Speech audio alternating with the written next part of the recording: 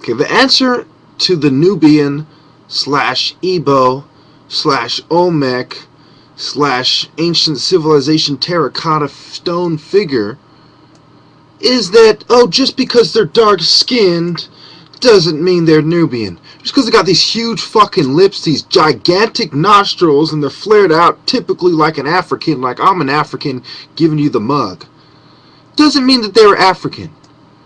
It says the earliest people in the Americas were people of the Negritic African race who entered the Americas perhaps as early as 100,000 years ago by the way of Bering Strait, and about 30 years ago in a worldwide maritime undertaking that included journeys from the then wet and lake-filled Sahara toward the Indian Ocean and the Pacific, and from West Africa, according to the Gladwin thesis. The ancient journey occurred particularly about 75,000 years ago and included black pygmies, black Negritic tribes, and black Australoids similar to the Aboriginal black people, Australian, and parts of Asia, including India. This theory actually makes somewhat sense if you switch the words a little bit. When they say the earliest people, and they say what kind of race they were, we are talking about an earlier peoples than that. I do believe that there was an earlier migration than anthropologists have come to a consensus about. I don't agree particularly with the date, but let's go on to the next. See, so he jumps from 100,000 years ago with no evidence to 1,000, to 3,000 years ago with some evidence.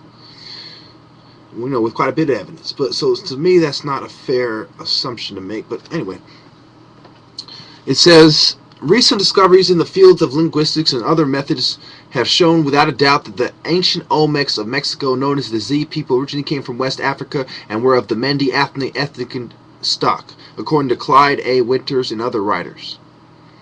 The Mende script was discovered on some of the ancient Olmec monuments of Mexico and were found to be identical to the very same script used by the Mende of West Africa. Although the carbon-14 date for the presence of black Olmecs or Z people is about 1500 BC, journeys to the Mexico and southern United States may have come from West Africa much earlier, particularly around 5,000 years before Christ. The conclusion is based on the finding of an African native cotton that was discovered in North America. Its only possible manner of arriving where it was found had to have been through human hands. At that period in West African history, and even before civilization was in full bloom in the Western Sahara, it was in what is today Mauritania, one of Africa's earliest civilizations. The Zing Empire existed and may have lived in what was a lake-filled, wet, and fertile Sahara where ships crisscrossed from place to place. So they're saying before the Sahara was desert, it was actually water, and that actually makes some sense.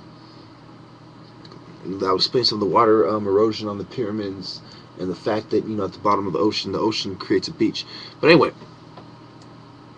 it goes on to say, any bodies of water. It goes on to say that ancient African kingdoms produced Olmec-type cultures.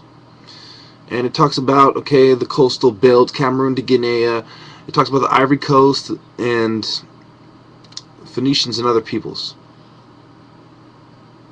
They traded with the Phoenicians and other peoples, They talk about the Arabs, the Middle Ages, the 5th century, So we go down to some of the stove carvings. And this is the ancient African Oni, or king. It's similar to the shaman, right? And we go on. It talks about the shamans of priest kings. It talks about the African king of Olmi, the shaman of Africa. It talks about the ancient trades between America and Africa. This is kind of important. The earliest trade and commercial activities between prehistoric and ancient Africa from the Americas may have occurred from West Africa and may have yet shipped and traveled across the Atlantic. The history of West Africa has never been properly researched, yet there is ample evidence to show that the West African of 1500 BC was at a level of civilization approaching that of ancient Egypt and Nubia Kush. In fact, there were similarities between the cultures of Nubia and West Africa, even in the very similarities between the small-scale hard brick clay burial pyramids built for West African kings in Kukia in pre-Christian Ghana and their counterparts in Nubia, Egypt, and Mesoamerica. So some of you asked me, okay, if the Igbos are African, where are the pyramids? We go on. Although West Africa is not commonly known for having a culture of pyramid building, such a culture existed, although pyramids were created for the burial kings and were made of hardened brick. Of course, they're for burial. That's what they're for. The style of pyramid building was closer to what built in the Olmecs in Mexico when the first Olmecs pyramid were built. In fact, they were not built of stone, but of hardened clay and compact earth. Still, even though we don't see pyramids of stone rising above the ground in West Africa, similar to those in Egypt, Nubia, or Mexico of massive obelisks, colossal monuments, and structures of the Nubian or Kemetic or Mesoamerican civilization, the facts remain that they did exist in West Africa on a smaller scale, where such as an environment more hospitable to building and free of detriments such as malaria and the tsetse fly made it much easier to build on a grander scale. There's the step pyramid of Saqqara. There's the Mesoamerican pyramid, and as you can see, they're very similar, but the step pyramid is more massive and it's older. Same thing I said, in my Illuminati Part 1. So, this is the ancient Nubian sea vessel. Okay. This is from the Bronze Age. It says the Olmec civilization began to bloom and furnish new conditions in the Mediterranean Sea, made it more difficult for West Africans to trade by sea with the region. Although their land trade across the Sahara was flourishing by then, Greeks, Phoenicians, Assyrians, Babylonians, and others were trying to gain control of the sea routes and the trading ports of the region. Conflicts of the region may have pushed the West Africans to strengthen their transatlantic trade with the Americas and explore and settle there. So they have theories about what happens. I only got a couple minutes left here, so let me wrap this up. You see, it talks about Nekau, a pharaoh of Egypt that sent ships to circumvent Africa around 450 BC. They could have easily gotten lost and kept pushing all the way to America. It's quite possible.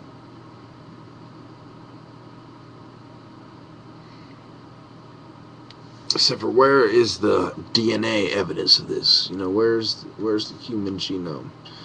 Are they the same people and the mutation occurred because they were separated? There's a lot of things to consider here. This is an interesting theory, but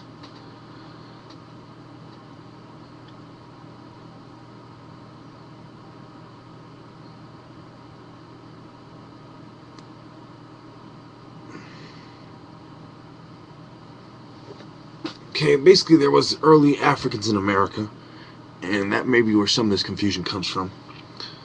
But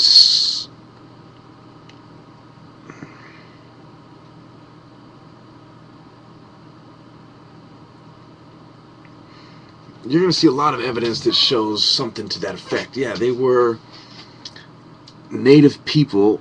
They look like Africans, and they were related to Africans because of when they migrated and the lack of European empires and other empires breeding with them. Kept their dark skin, kept their African look. It also supports the idea that the original people on the planet were black, not Neanderthal, Caucasoids. Now, if I got 1 minute left, so let me just show you some of these pictures and end it there.